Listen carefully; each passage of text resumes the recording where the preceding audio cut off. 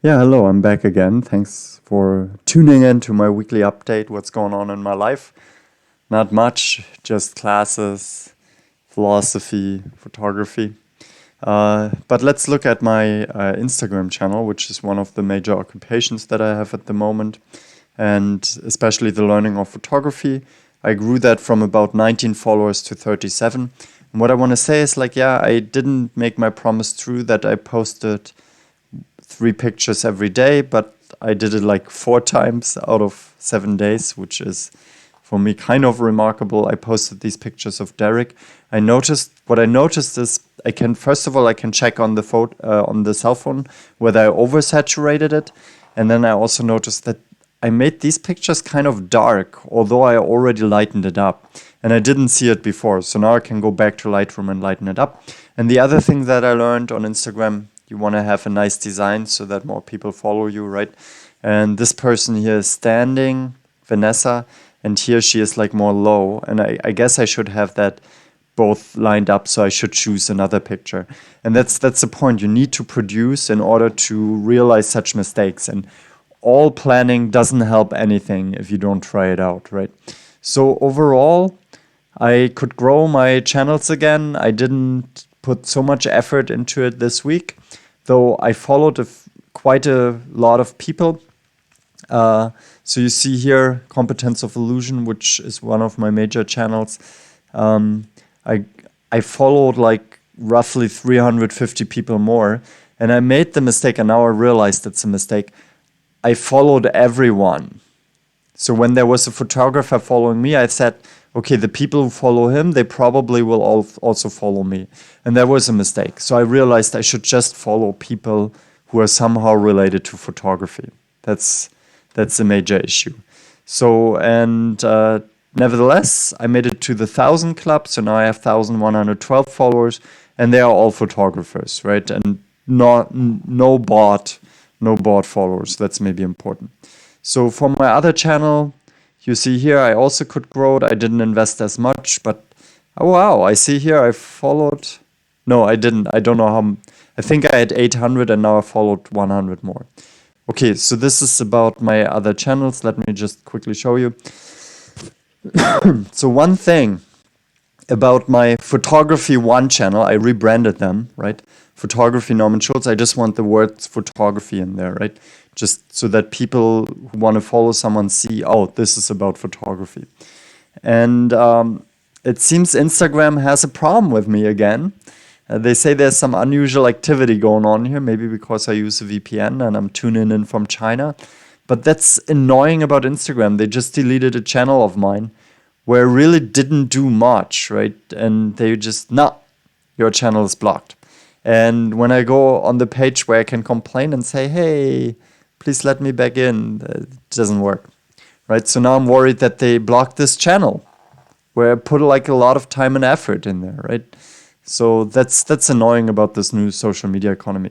Yeah, and for my Competence of Illusion channel, I decided to post like the Halloween pictures.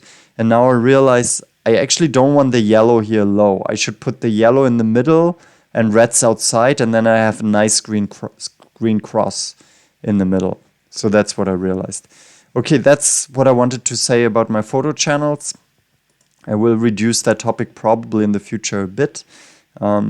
Maybe just saying like how much did I grow it. And let's come to a friend of mine. He actually made a video about Squid Game, and it's his new YouTube channel from maybe I'm not allowed to say who it is. So it's called Unmuted Quotes, which is written together. I don't think that should be done like that because it's hard to find when it's written together, but that's maybe another question. But I like this video because it has a very interesting analysis of the different games in Squid Game and how they reflect neoliberalism. And we just listen into it like for let's say 2 minutes. Game number 3, Tug of War. It requires group work, strength, strategy, and a few tricks. Winners literally take down their opponents to the very ground. The competition is fierce physically and mentally. Experience, cooperation within the group, strong leadership and good decisions lead to success, just what business self-help books and corporate team building practices praise. The game unites teams but divides players. Yeah, so this is interesting, right? The game unites players and divides teams, right? So there's a kind of like, yeah, we work together attitude there. So it overcomes differences, and it is guided by these managerial ideas of how corporate businesses should be guided. The Game second number analysis I 4, find more interesting. Marbles. The ultimate break of trust that might have been formed during previous challenge. Now, the partner that you have chosen yourself to cooperate with is your worst enemy. If he wins, you die. There is nobody to watch your back. You are alone. All tricks but bare violence are permitted, as in the top-tier managerial class. Collect shiny objects, no matter what. Yeah, and this is interesting because even though you are in teams now, suddenly the teams are turned against each other. And you're supposed to do that in order to collect shiny objects. Of course, the shiny objects stand for survival or death. That's maybe something that has to be added here. And yeah, in the end, I mean, if you ever experienced working in a business, you leave, you lose your friends. So friends you get in business, you usually don't do much with them anymore after you leave. And that's quite, in German we say, sobering. Game number 5, Hopscotch. The first ones to play are doomed to fail and die. Rest learn from their experiences, and makes it further through the game. Simply, like the market, where first one trying out uncharted territories often goes belly up, just to let others improve from their mistakes and thrive. When there is a player whose professional knowledge gives him an edge over the system promptly removes his advantage. 50-50, play the stock market with some. Yeah, and this is also interesting, right? Like this overall competitive idea is carried out on the back of the individuals. So I will put the link in the description, go over there. I have something more. What I find interesting is, I mean, there's a question of criticism, right? How much do you criticize a system and how much do you paralyze yourself by that kind of criticism? And I think the left wing does that quite often. So for example, I have a lot of friends who refuse to invest in stocks, which is really a possibility as a worker also to get something back from the production of the industry. The more people own stocks, I mean, we also have, of course, accumulation there, but I think it's a bit extreme. And I think TechLead in that sense is a bit interesting because he discusses like these overcritical people, especially CoffeeZilla, because these critical channels, they gained a lot of attention lately. And I'm always asking, who's critical of being critical? And many people who get overcritical and who emphasize criticality, if that is a word, they tend to become conspiracy theorists. So let's listen to what TechLead has to say on that.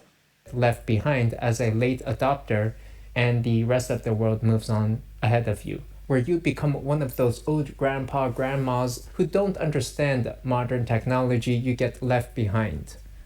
CoffeeZilla, we all remember him, don't we? Well, soon we won't, but he built his reputation off of criticizing cryptocurrency as a massive scam. And you know what he's doing now in the age of 2021? He's selling t-shirts. $35. The clothing is nice, crispy as can be, and soft. And yes, it. And I think TechLead is right here. If you criticize too much and you just focus on the criticism, you will be left behind by the system. So either you play the game or the game plays you. That's the answer here. And CoffeeZilla, I mean, he made money with that kind of criticism, but that's kind of playing the game instead of being played by the game, right? So that's what we should keep in mind. I find TechLead very interesting. He gives you also good thoughts. Also listen to his thoughts on the metaverse. That's definitely interesting. For all people who want to learn language, I figured out this Easy German. It also exists for other languages. You have Easy Italian, Easy Greek, Easy Turkish, Easy Russian, Easy Dutch. Unfortunately, you don't have Easy Chinese, which I was looking for. In philosophy, I was working more on the question of alternative logical systems. Alternative logical systems are an alternative to the idea of truth preserving. And I just listened yesterday to a presentation on that, so I don't have yet a very clear idea. But truth preservation usually means that when you try to argue, you argue in a way that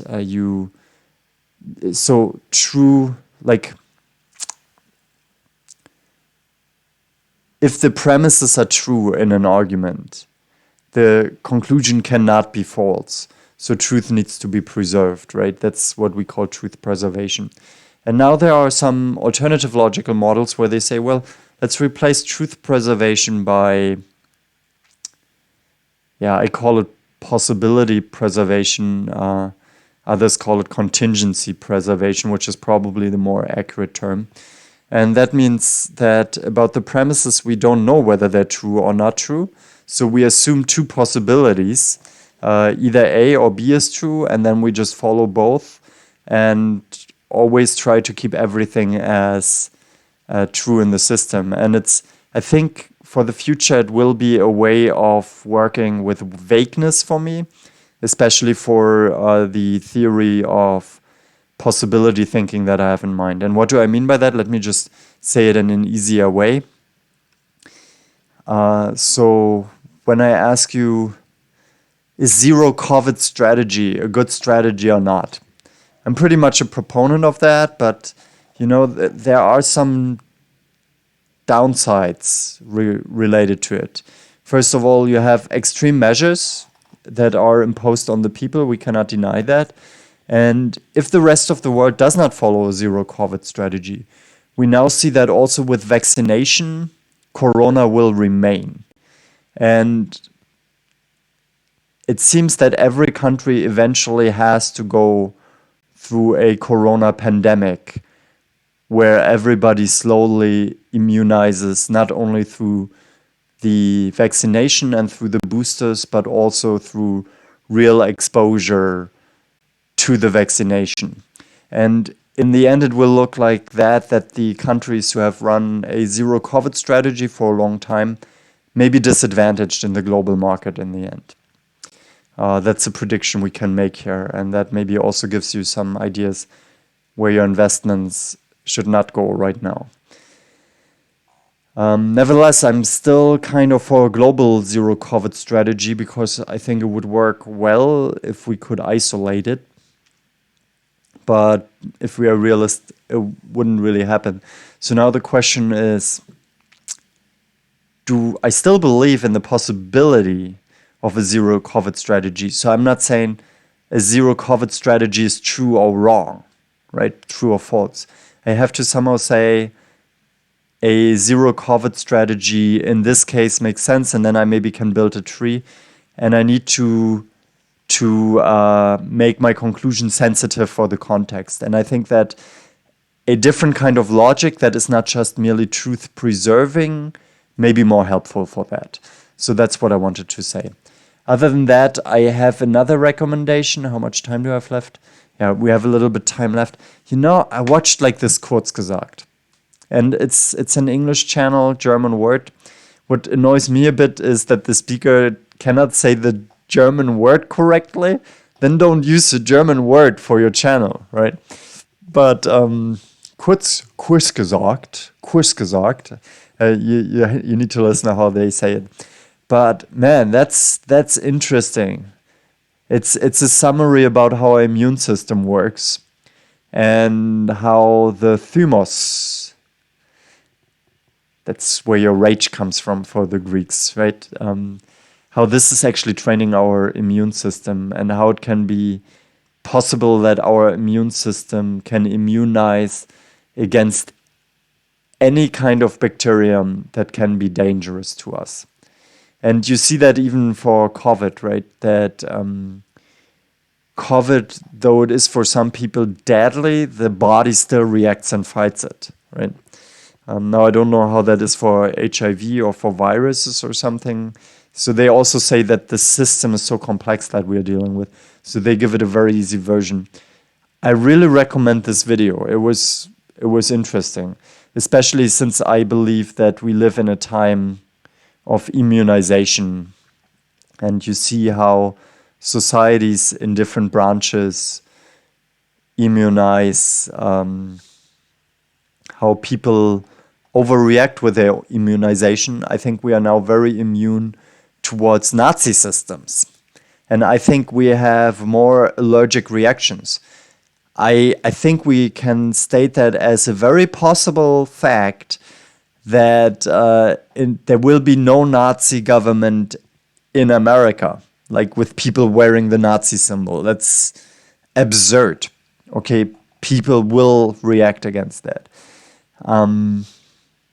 So yeah, I mean, I know, Rolly, you want to punch Nazis in the face all the time. That's okay.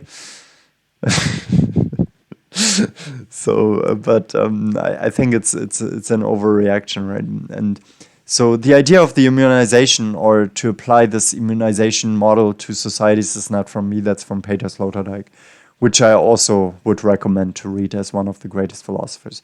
There was one last thing that I saw, and it's kind of controversial because it's a channel, Alexander Grace. He talks about the needs of man and how the men in a society behave and how they are exposed to certain expectations of women.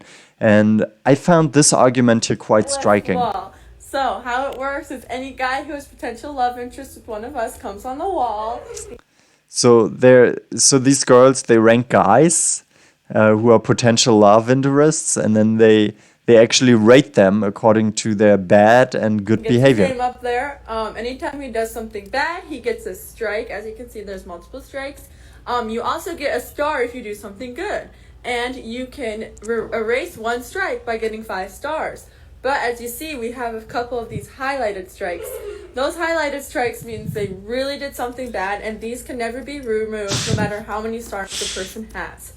3 strikes and the person is out of our lives, as you can tell, but their strike list still goes on. They could potentially remove. Okay, so this is super interesting, right? First of all, they're very organized in managing their social network.